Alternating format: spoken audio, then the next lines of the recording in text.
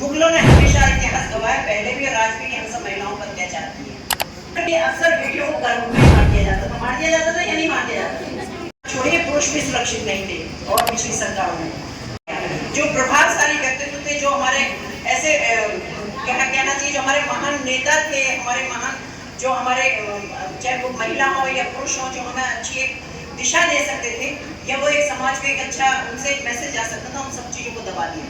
और किसको दिखाया? सिर्फ मुगलों। मुगलों ने हमेशा इतिहास गवाया, पहले भी और आज भी, हम सब महिलाओं पर अत्याचार किए या नहीं किए। आज भी अगर देखेंगे तो सबसे ज्यादा शोषण अगर कहीं होता है तो वही होता है। तो ये एक नीति थी कि जो एक घटिया प्लानिंग के तहत हमारे सामने जो हमारे अच्छे विद्वान जो हमारे कैरेक्टर थे वो हमारे कभी सामने ही नहीं है। हमें इतिहास ही पढ़ाया गया तो वो भी मुगलों का इतिहास पढ़ाया गया। कभी हमारे महापुरुषों का उसमें जिक्र तक नहीं है। कभी किसी कविता वविता कोई हिंदी की कोई कहानी या कुछ ऐसा आ गया तो आ गया, अदरवाइज कहीं ऐसा नहीं था कि हिस्ट्री में भी कहीं उनके चैप्टर होंगे। लेकिन बहनों, क्योंकि आज आपका दौर है और आपके लिए हर दरवाजा खुला हुआ है। आप जहाँ भी जाना चाहें, जहाँ भी प्रयास करना चाहें, क्योंकि आप आंगन से लेकर अंतरिक्ष तक आप पहुंची हुई हैं। और ये एक बहुत बड़ी बात है, ये उपलब्धि आपके नाम है। मैं हमेशा कहती हूँ कि पुरुषों से कई गुना ज्यादा ताकत महिलाओं में होती है किसी भी काम को करने की। किसी को बहुत ज्यादा क्षमताएं हैं। आप एक बार में बहुत सारे काम कर सकती हैं, जबकि पुरुषों में ऐसा नहीं है। आप घर भी देखती हैं, अपने रिश्तेदारों को भी संभालती हैं, आप चौका चूल्हा भी देखती हैं और आप बाहर जाके भी काम कर रही हैं। यहाँ जितनी हमारी आंगनबाड़ी बैठी हुई है, आशा बैठी हुई है, और भी सारी कुछ होंगी, कुछ प्रधान भी होंगी, कुछ सदस्य होंगी, कुछ और भी होंगी। तो सारी बहनों में ये काबिलियत सिर्फ आप में है कि आप एक एक बार में इतने सारे काम ले सकते हैं। इसलिए माननीय प्रधानमंत्री जी का विजन है कि 33% का आरक्षण जो महिलाओं के लिए क्या है कि आपके हाथों में बिल्कुल नेतृत्व देने का उनका विचार है। और इसीलिए क्योंकि जब हम छोटे थे तब से सुनते आ रहे थे 33% का आरक्षण मिला, लेकिन कभी नहीं हुआ। हम इतने बड़े हो गए, आज जाके हमें 33% का आरक्षण मिला।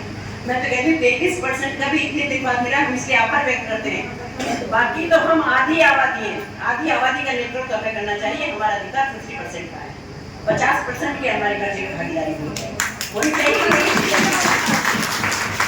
लेकिन हम बहुत धैर्यवान होते हैं, महिलाएं बहुत धैर्यवान होती हैं, बहुत सहनशीलता उनके अंदर होती है। और हम उस 33% में भी 66% का काम करके हम दिखाएंगे लोगों को कि अगर हम 33% हैं तो भी 66% का काम कर सकते हैं। ये महिलाओं की शक्ति है और ये सब तभी संभव है जब आप लोग होंगे। लेकिन मेरा आप सबसे अनुरोध है कि आप शिक्षा पे भी विशेष रूप से ध्यान दीजिएगा। जब तक हम पढ़ेंगे नहीं, जब तक हम आगे बढ़ेंगे नहीं। आपको ध्यान होगा कि माननीय प्रधानमंत्री जी जब 2014 में प्रधानमंत्री पद की शपथ ली थी उन्होंने, तो उन्होंने एक स्लोगन दिया था, बेटी बचाओ और बेटी पढ़ाओ। कितने लोगों को पता है? क्योंकि उससे पहले बेटी बचती ही नहीं थी। उसके भी कई सारे रीजन थे। एक तो दूसरा, पढ़ने लिखने के लिए व्यवस्थाएं नहीं थी। तीसरा, अक्सर बेटियों को गर्भ में मार दिया जाता था। मार दिया जाता था या नहीं मार दिया जाता था? आज बेटी सुरक्षित भी है क्योंकि हमारी सरकारों की ऐसी व्यवस्थाएं हैं कि जब जन्म से लेकर बुढ़ापे तक की व्यवस्था महिलाओं के लिए माननीय प्रधानमंत्री जी, माननीय मुख्यमंत्री जी के द्वारा की गई। तो आज हम पढ़ भी सकते हैं और हम बढ़ भी सकते हैं। इसलिए शिक्षा पर विशेष रूप से ध्यान दीजिएगा।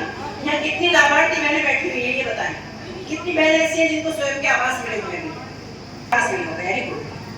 कितनी बहनें ऐसी हैं जिनको उज्ज्वला का लाभ मिला हुआ है? कितनी बहनें ऐसी जिनको उज्ज्वला गैस का सिलेंडर मिला हुआ है? नहीं, आप नहीं है। यस, आप बताएं ना, बताएं ना। ऐसी जिनको शौचालय मिले हुए हैं? देखो कितनी सारी बहनें हैं। इस बात में हमें इसलिए कहने से गुरेज नहीं होना चाहिए क्योंकि ये हमारा, इसके लिए हमें माननीय प्रधानमंत्री जी का आभार व्यक्त करना चाहिए कि हमें वो सुविधाएं दी जा रही है जो हमें बहुत पहले दे देनी चाहिए। हमारी माता बहनें जब शौचालय नहीं थे तो सुबह 4 बजे जब तक लोग उठते नहीं थे तो लोटे लेकर घर से बाहर निकलते, और उसमें भी जब सड़क के किनारे बैठे होते थे तो कोई वाहन आता था, लाइट जल रही थी तो बीच में सो के खड़ा हो जाना पड़ता। ये किसने झेला? ये महिलाओं ने झेला। ये कोई ऐसी चीज है, ये नेचुरल है। दिन में आपको 2 बार भी जाना हो सकता है, 3 बार भी जाना हो सकता है। महिलाएं सिर्फ इसलिए नहीं जाती थी कि बाहर कहाँ जाएंगे, कहाँ व्यवस्था है। या तो रात को जब सब सो जाते थे तब जाती थी, या जब सुबह कब नहीं उठते थे तब जाती थी। तो ये तो एक अत्याचार था जो अभी तक महिलाएं झेल रही थी। आज मैं कहती हूँ आज सबके घरों में शौचालय बने हुए हैं, स्वच्छता की दृष्टि से भी और आपके आत्मसम्मान की दृष्टि से।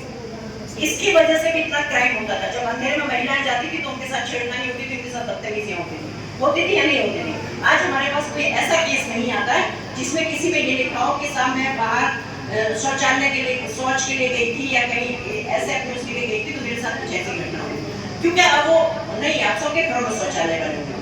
अगर उज्ज्वला गैस की बात करूं तो गैस महिलाओं का काम है हमारे यहाँ की, सब घर में चाहे महिला काम करती हो ना करती हो, लेकिन अगर पेट भरने का काम है, रोटी बनाने का काम है, तो वो महिलाओं का है। छोड़िए पुरुष भी सुरक्षित नहीं थे और पिछली सरकारों में, तो इसके लिए हम अपने माननीय मुख्यमंत्री जी का आभार हृदय से सभी महिलाओं की तरफ से करना चाहेंगे कि आज महिलाएं इस स्थिति में हैं कि आज स्कूल भी जा रही है, कॉलेज भी जा रही है, नौकरी करने भी जा रही है, और कोई अगर उनके कुछ अपने व्यापार हैं उनको भी देख रही है और घर से बाहर निकल रही है। तो ये शक्ति हमें किसने प्रदान की है? उत्तर प्रदेश सरकार के द्वारा माननीय मुख्यमंत्री जी के नेतृत्व में। तो हम सब बहुत सौभाग्यशाली हैं कि हमें ऐसा नेतृत्व मिला है। बहनों, मैं आपको ये बताना चाहती हूँ क्योंकि ये महिला सशक्तिकरण का दौर है और इससे खूबसूरत दौर कभी पहले नहीं रहा, में भी, क्योंकि जिसने जो ठान लिया वो करके ही जाता है। ऐसे में अभी जैसे हमारी अहिल्याबाई होलकर जी की हम 300 अभी प्रतिभा जी ने उनके बारे में बहुत कुछ बताया, उनके बारे में इतना सारा बोलने को है महिलाओं के सशक्तिकरण की अगर बात की जाए कि उन्होंने उस टाइम प्रूव कर दिया था कि जब महिलाओं की आवाज को छोड़िए, महिलाओं को जिंदा नहीं छोड़ा जाता।